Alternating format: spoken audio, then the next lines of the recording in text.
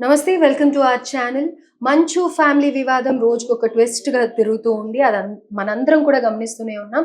అయితే రీసెంట్‌గా జరిగిన కొన్ని ఇష్యూస్ గురించి నేను కిరణ్ గారితో మాట్లాడాలనుకుంటున్నాను. సీనియర్ జర్నలిస్ట్ కిరణ్ పూల్దాస్ గారు ప్రస్తుతం మనతో పాటు మన స్టూడియోలో. నమస్తే సార్. నమస్తే ప్రియాంక గారు. ఇవాళ మార్నింగ్ నుంచి ఒక న్యూస్ వైరల్ అవుతుంది సార్. అది హ్మ్. ఎంతవరకు జెన్యూన్, అసలు ఏంటి అనేది మీతో మాట్లాడి తెలుసుకుందామని హ్మ్. అనుకుంటున్నాము. హ్మ్. శోభా నాగిరెడ్డి జయంతి ఇవాళ.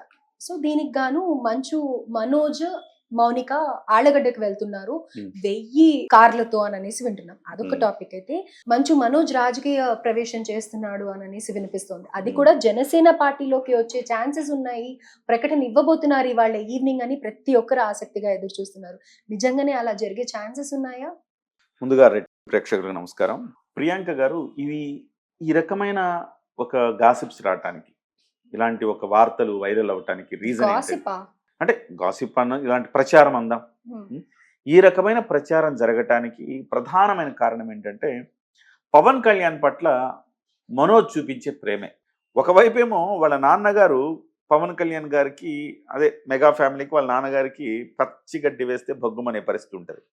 కానీ విచిత్రంగా ఈ అబ్బాయి మాత్రం, మనోజ్ మాత్రం పవన్ కళ్యాణ్ పట్ల అవ్యాజమైన ప్రేమను ప్రదర్శిస్తూ ఉంటాడు.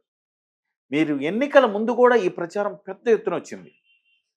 భూమా మౌనిక రాజకీయంగా జనసేన పార్టీలో చేరుతుంది, మనోజ్ రీజన్ తోటి ఆమె రాజకీయాల్లోకి వస్తారని పెద్ద ఎత్తున ప్రచారం జరిగింది. వాళ్ళకి టికెట్ ఇస్తాడు పవన్ కళ్యాణ్ అని. కానీ అవేవి నిజం కాలేదు. ఇవాళ కూడా అలాంటి ప్రచారమే జరుగుతోంది. రీజన్ ఏంటంటే, వాళ్ళది సహజంగా రాజకీయ ఫ్యామిలీ.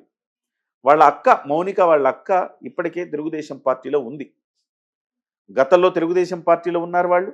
ఆ తర్వాత పీఆర్పీకి వచ్చారు. పీఆర్పీ నుంచి మళ్ళీ తెలుగుదేశం పార్టీలోకి, వైఎస్ఆర్సీపీలోకి వెళ్ళారు. పీఆర్పీ నుంచి వైఎస్ఆర్సీపీలోకి వెళ్ళారు.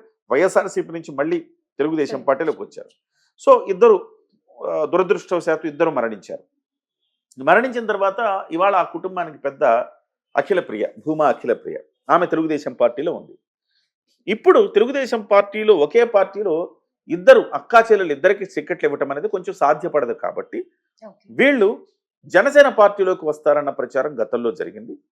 ఇప్పుడు కూడా అలాంటి ప్రచారమే జరుగుతుంది. ఇప్పుడు ఎందుకు జరుగుతుందంటే, మనోజ్ వాళ్ళ ఫ్యామిలీతో ఘర్షణ పడుతున్నాడు. ఈ ఘర్షణ నేపథ్యంలో పొలిటికల్గా కూడా తనకి మద్దతు రావటానికి, పొలిటికల్గా కూడా జనసేన పార్టీలోకి వస్తారు అని ప్రచారం జరుగుతుంది. ఆయన ఎన్నికల ముందు కూడా పవన్ కళ్యాణ్ గారిని బాగా బాహాటంగా సపోర్ట్ చేసిన వ్యక్తి. మూవీ ఆర్టిస్ట్ ఎన్నికలు జరుగుతున్నప్పుడు కూడా ఆయన మనోజ్ పవన్ కళ్యాణ్ దగ్గరికి వెళ్ళి హగ్ చేసుకొని చాలా ప్రేమను ప్రదర్శిస్తారు. పవన్ కళ్యాణ్ అంటే చాలా ఇష్టం ఆయనకి. ఆయన భావజాలం అంటే చాలా ఇష్టం. కాబట్టి ఇలాంటి ప్రచారం అయింది. అయినప్పటికీ ఈయన రాజకీయాల్లోకి వస్తాడా అంటే ఇది క్వశ్చన్ మార్కే. వస్తే మౌనికనే వస్తుంది. ఎందుకంటే మౌనికది రాజకీయ కుటుంబం, ఈయనది సినిమా కుటుంబం. డెఫినెట్గా వస్తే మౌనికనే చేరాలి. మౌనిక, మనోజ్ ఇద్దరు కలిసి జనసేన పార్టీలో చేరాలి. కానీ ఈ దశలో ఆ రకమైన పరిణామాలు జరుగుతాయని నేను అనుకోను. అంటే అఖిల ప్రియ షీస్ ఫ్రమ్ తెలుగుదేశం కదా, అండ్ వీళ్ళు ఇక్కడ జనసేనకు వెళ్తారు అంటే అప్పుడు మనకి ఎలాంటి క్లాషెస్ రావా? అందులో వాళ్ళిద్దరికి కూడా పడట్లేదు అన్న విషయం తెలుస్తూనే ఉంది మనందరికి. అంటే మనం గత చరిత్రను మనం చూస్తే ప్రియాంక గారు, చాలా మంది అన్నదమ్ములు రెండు పార్టీల్లో ఉన్న చరిత్రలు చాలా మంది ఉన్నారు. చాలా మందిని చూడొచ్చు. అన్న ఒక పార్టీలో ఉంటే తమ్ముడు ఒక పార్టీలో. అంటే ఎవరి కుటుంబం వాళ్ళదే కదండి. పెళ్ళైనాక ఎవరి కుటుంబం వాళ్ళదే, ఎవరి భావజాలం వాళ్ళదే. అన్న చిరంజీవిని ఇష్టపడితే తమ్ముడు బాలకృష్ణని ఇష్టపడచ్చు, తప్పేముంది? అలానే అంటే అక్క తెలుగుదేశం పార్టీని ఇష్టపడితే చెల్లెలు జనసేన పార్టీని ఇష్టపడచ్చు, తప్పేం లేదు అందులో. అంటే ఇప్పుడు మనోజ్‌కి, విష్ణుకి ఎలా అయితే గొడవలు అవుతున్నాయో, వీళ్ళది పైకి కనిపిస్తోంది, ప్రెస్ మీట్లు పెడుతున్నారు, జనాల్లోకి వెళ్ళిపోయింది. కానీ వాళ్ళిద్దరు అక్క చెల్లెల మధ్యలో కూడా గొడవలు అవుతున్నాయి, గొడవలు అవుతున్నాయన్న ప్రచారం ఉంది కానీ, లేవు అనేది గొడవలు వింటున్నాం కదా. అవుతున్నాయన్న ప్రచారం మాత్రమే కానీ, వాళ్ళు ఇప్పుడు ప్రస్తుతం ఆమె తల్లి పాత్ర పోషించాల్సిన పరిస్థితిలో ఉంది అఖిలప్రియ. ఆమెకు ఒక చెల్లెలు, ఒక తమ్ముడు ఉన్నారు.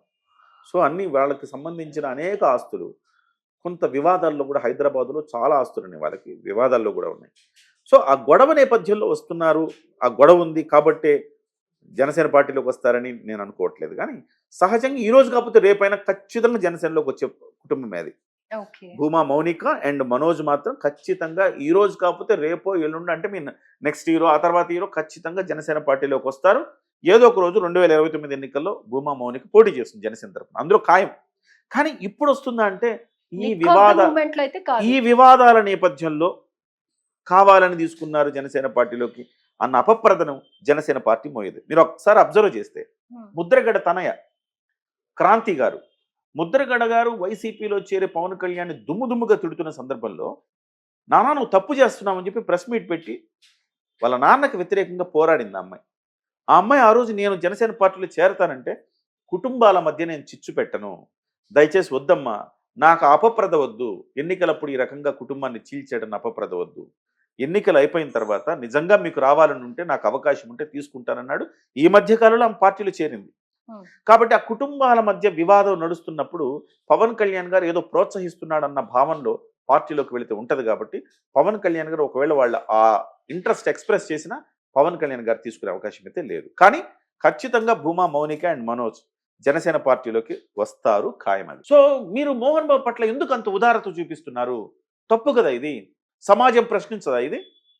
సో డెఫినెట్గా ఈ అంశంలో మోహన్ బాబు పట్ల వివక్ష కనబడుతోంది. అంటే అల్లు అర్జున్ పట్ల వ్యవహరించిన రీతిలో మోహన్ బాబు పట్ల ఈ వ్యవస్థ పని చేయలేదు. ఒకటే ప్రభుత్వం, ఒకటే పోలీసులు, ఒకటే పోలీసు వ్యవస్థ, ఒకటే ప్రభుత్వం, ఒకటే న్యాయ వ్యవస్థ ఇద్దరు సెలబ్రిటీల పట్ల భిన్నంగా వ్యవహరిస్తోంది.